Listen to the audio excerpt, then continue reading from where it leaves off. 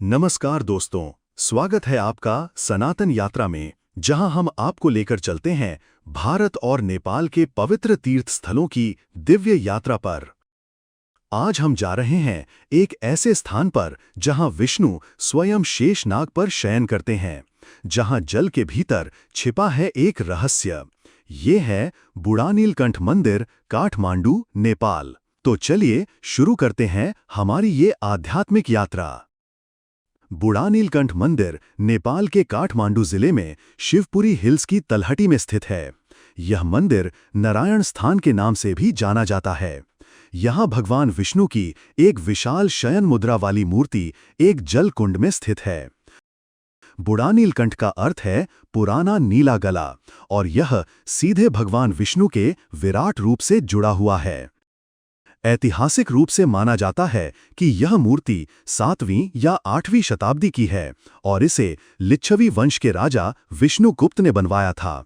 कुछ मान्यताओं के अनुसार यह मूर्ति स्वयं प्रकट हुई थी, यानी स्वयंभू है।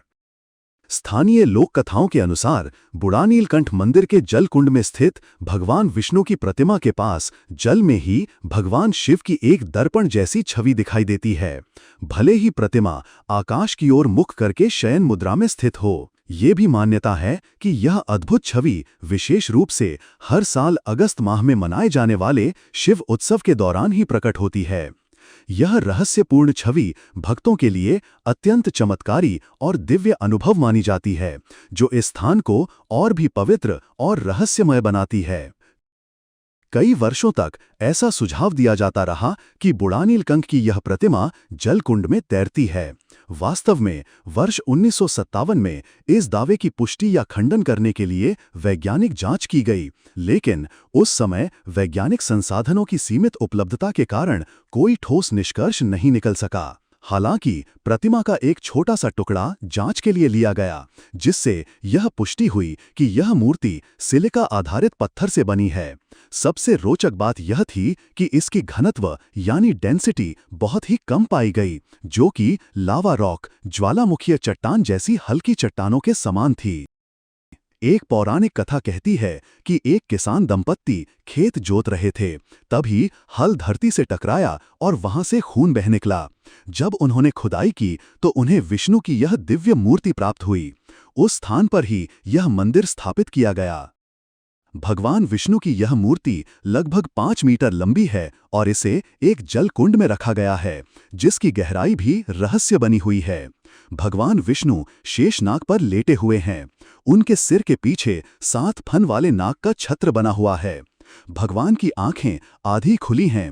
ऐसा कहा जाता है कि वो स्वप्न और जागरण की स्थिति में हैं, जैसे ब्रह्मांड की रक्षा करते हुए ध्यान में हों। एक रहस्यमय और ऐतिहासिक परंपरा यह है कि नेपाल के शाही राजा कभी इस मंदिर में नहीं जाते थे। ऐसा माना जाता था कि इस मूर्ति और राजा की कुंडली आपस में टकराती है, और यदि राजा इस स्थान पर दर्शन करेंगे तो उनका अंत निकट आ सकता है। इसी कारण राजा केवल मंदिर के बाहर से ही प्रार्थना करते थे। बुढ़ानीलकंठ मंदिर में प्रतिदिन विष्णु सहस्त्रनाम, दीप जलाना और जलाभिषेक किया जाता है। यहाँ सबसे बड़ा पर्व मनाया जाता है हरिबोधिनी एकादशी। यह दिन भगवान विष्णु के चातुर्मास योग निद्रा से जागने का प्रतीक है। हजारों श्रद्धालु उस दिन जल कुंड में दर्शन करते हैं और संकीर्तन व भजन होते हैं।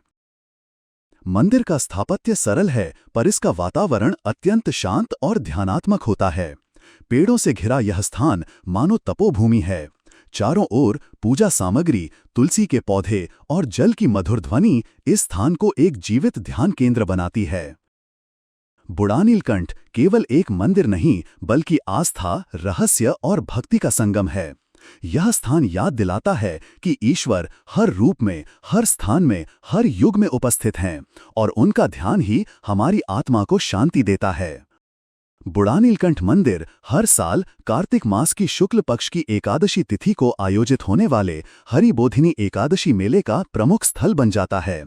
इस दिन हजारों श्रद्धालु यहां दर्शन करने और भगवान विष्णु को उनकी 4 महीने की योग निद्रा से जागृत करने के विशेष अनुष्ठान में भाग लेने आते हैं। यह आयोजन भगवान विष्णु के शयनकाल के अंत और उनके जागरण का प्रतीक होता है। इसके अलावा हर वर्ष मंदिर परिसर में एकादशी, हरिशयनी और हरिबोधिनी जैसे शुभ अवसरों पर भी भव्य मेला और धार्मिक कार्यक्रमों का आयोजन होता है। ये सभी पर्व हिंदू पंचांग के अनुसार भगवान विष्णु की 4 मास की शयन अवस्था और उनके जागरण से संबंधित हैं। तो दोस्तों, यदि आप कभी नेपाल जाएं तो इस अद्भुत मंदिर के दर्शन करना ना भूलें। अगर आपको यह वीडियो पसंद आया हो तो लाइक करें, शेयर करें और सनातन यात्रा को सब्सक्राइब करें, क्योंकि हमारी यात्राएं आगे भी जारी रहेंगी आस्था के पथ पर। बेल आइकॉन दबाना ना भूलें ताकि अगली यात्रा की सूचना सबसे पहले आपको मिले।